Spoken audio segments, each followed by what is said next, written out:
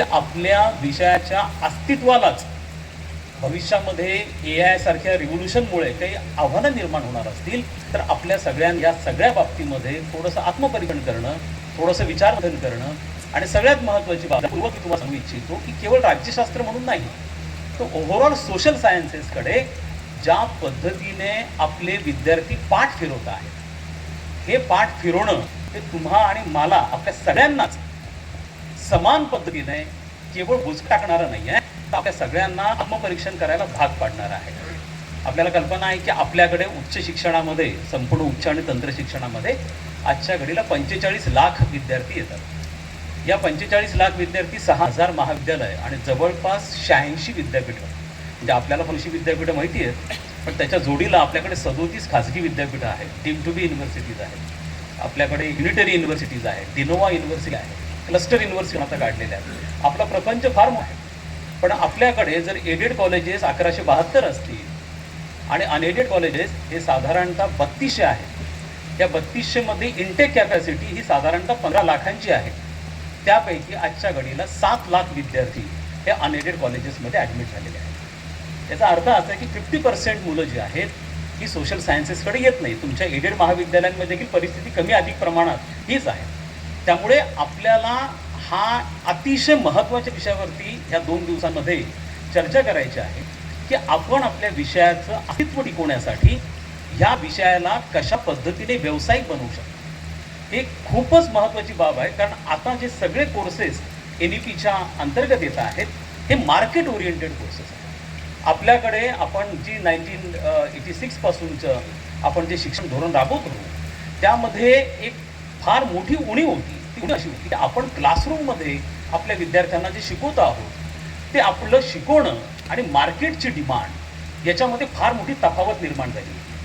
त्यामुळे ज्या वेळेला माझा राज्यशास्त्राचा विद्यार्थी हा पदवी पूर्ण करतो आणि तो मार्केटमध्ये जातो त्यावेळेला ते विचारलं जातं की आम्हाला या प्रकारच्या स्किल्स पाहिजे आहेत, तुझ्याकडे काय आहे.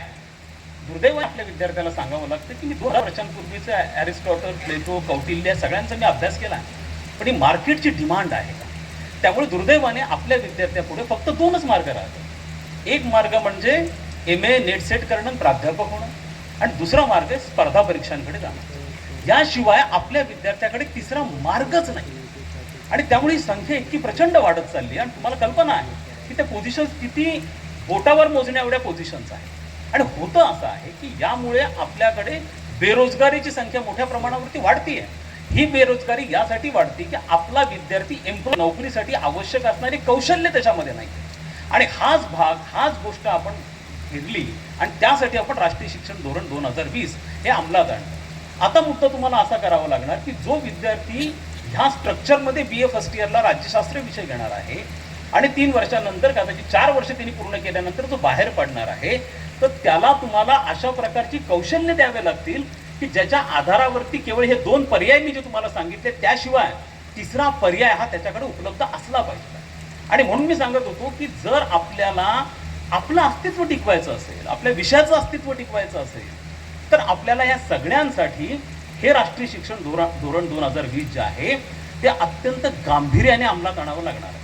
आणि याशिवाय आपल्याला पर्याय नाही आहे. याचं कारण मी तुम्हाला सांगतो की आम्ही एक साधारणतः टेंटेटिव्ह जे तुम्हाला आकडेवारी जे सांगितलं धक्का बसेल, साधारणतः स्कूल एज्युकेशनमध्ये आपल्याकडे 2.25 कोटी मुलं स्कूल एज्युकेशनमध्ये येतात. म्हणजे साधारणतः प्रायमरी एज्युकेशनपासून जी सुरुवात होईल त्यापैकी 8वी पर्यंत लाख विद्यार्थी, 2.25 कोटींपैकी 45, त्या 45 लाखांपैकी 10वी पर्यंत 25 लाख विद्यार्थी येतात. त्या 25 पैकी 12वी तर 15 लाख येतात. आणि मग त्याच्यातले 50% आपल्याकडे येतात. बघा हा ड्रॉपआउटचा प्रकार किती भयानक आहे, किती प्रचंड मोठा आहे. 2.25 कोटींपासून 15 लाखांपर्यंत आकडा येऊन थांबतो आहे. आणि त्याच्यातले 50% नंतर हायरकडे जातात. ही विद्यार्थी जात आहेत कुठे, हा सगळ्यात महत्त्वाचा बाब सगळ्यांना आत्मपरीक्षणासाठी फार महत्त्वाचा आहे. हे मुलं आता ग्रॅज्युएशनकडे या सगळ्या गोष्टींकडे पाठ ठेवायला लागलेत आणि ते मार्केट ओरिएंटेड प्रोफेशनल कोर्सेसकडे सगळे प्रामुख्याने जायला लागले. पण याचा अर्थ असा होतो का की मग आमच्याकडे विद्यार्थी पाठ फिरवत आहेत तर ते ग्रॅज्युएशनला जात नाहीत की BA घेतच नाही आहेत किंवा ते राज्यशास्त्र विषय घेत होत नाही. मी तुमच्यासमोर एक परिस्थिती मांडतो. पुण्यामध्ये आज साधारण 32 खाजगी विद्यापीठं आहेत. या 32 खाजगी विद्यापीठांमध्ये देखील BA लिबरल आर्ट्स हा विषय शिकवला जातो. या BA लिबरल आर्ट्समध्ये देखील राज्यशास्त्र हा विषय आहे. का आपल्याकडे सावित्रीदेवी पुणे युनिव्हर्सिटी एका साईडला आहे आणि त्याच सिटीमध्ये दुसरीकडे आपल्याकडे खाजगी विद्यापीठं आहेत, त्यांची आता मी नावं घेत नाही. आपल्याकडे साधारणतः BA ची जी फीज आहे, आता तुम्हाला कल्पना आहे की आपल्याकडे SC ST ना 100% फी माफ आहे, ओबीसींना म्हणजे ज्यांचं 8 लाखाच्या खाली उत्पन्न आहे त्यांना 50% आहे, आणि आता मुलींना तर आपण ट्युशन फी 100% माफ, एक्झाम फी पण आपण त्यांना 100% एक्झाम केली. आपल्याकडे एज्युकेशन ॲज गुड आपण फ्रीमध्ये दिल्याचं आपण देतो, फ्रीमध्ये दिल्यासारखं देतो.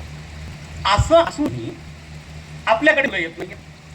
मात्र त्यामध्ये जे काही खाजगी विद्यापीठं आहेत, तुम्हाला सगळा धक्का बसेल. मी तुम्हाला फी स्ट्रक्चर सांगतो तर साधारणतः BA लिबरल आर्ट हे 36 लाख रुपयाची फीज आहे आणि त्याच्यासाठी 26-27 ची एंट्रन्स टेस्ट आत्ता चालली आहे. 60-60च्या बॅचेस आहेत, काही 120 ची बॅच म्हणजे 60-60च्या 2 बॅचेस आहेत. अप्लिकेशन साधारणतः 15 ते 20 आहे आणि त्यासाठी पूर्वी आम्हाला म्हणजे प्रशासकीय पदांवरती काम करणाऱ्या शिक्षण क्षेत्रामधल्या लोकांना फोन यायचे की आम्हाला ह्या कॉलेजमधल्या ॲडमिशनसाठी करा, त्या मदत करा. आता आम्हाला आपल्या एडेड कॉलेज संदर्भात फोन नाही आहे, आम्हाला खाजगी विद्यापीठामध्ये ॲडमिशन करून द्या म्हणून फोन येतात. आणि 27-28 एंट्रन्स टेस्ट या लोकांनी आत्ता घ्यायला सुरुवात केलेली आहे. बरं, इथं जाणारा विद्यार्थी हा अमेरिकेतनं आलेला विद्यार्थी नाही आहे, हा पुण्यातलाच विद्यार्थी आहे, हा तुमच्या महाराष्ट्रातलाच विद्यार्थी आहे. पण तो 36 लाख रुपये देऊन प्रायव्हेट विद्यापीठाकडे जातोय आणि आम्ही फ्री ऑफ कॉस्ट एज्युकेशन देण्याचा ऑलमोस्ट फ्री ऑफ कॉस्ट देतो आहोत. असं असताना तो आमच्याकडे पाठ होतोय. आपल्या सगळ्यांना आत्मपरीक्षण करावं लागणार आणि ही बाब इतकी झपाट्याने पुढे येते की पुढच्या 5 वर्षांमध्ये मॅक्स टू मॅक्स 10 वर्षांमध्ये एकूण सोशल सायन्सच्या अस्तित्वाविषयी प्रश्न निर्माण होणार. मग आपल्याला ह्या स्पर्धेवर टिकायचं कसं?